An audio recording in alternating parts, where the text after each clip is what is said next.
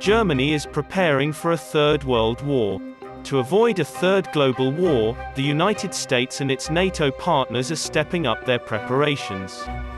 Great nations were supposed to slither into World War I, but today they're slamming into it with their eyes wide. More and more evidence points to the falsity of the argument that the conflict in Ukraine is being fought to protect democracy and national independence therein. Russia's large territory and abundant natural resources are at stake, and the world's leading imperialist nations are trying to redistribute the globe among themselves.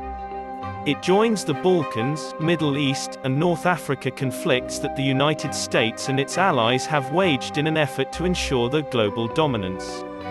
A justification for enormous military buildup was supplied by Russian President Vladimir Putin's reactionary and short-sighted military strike on Ukraine in response to NATO's encirclement of his nation.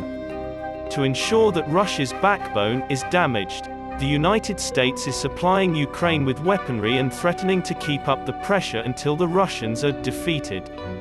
The war is being used by Germany to clear the way for an unfettered rearmament program. What was formerly seen as a red line is now no longer so. After announcing a €100 billion increase in the country's defense budget, the German government renounced its policy of not selling weapons to combat zones. First, Ukraine received small weaponry, and then big weapons. According to an expert assessment of the Bundestag, Parliamentary Scientific Service, this implies involvement in war under international law for Ukrainian forces to be trained on German land.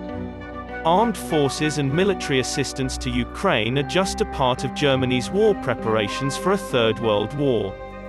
War policy is also being served by economic, diplomatic, and even climate policy.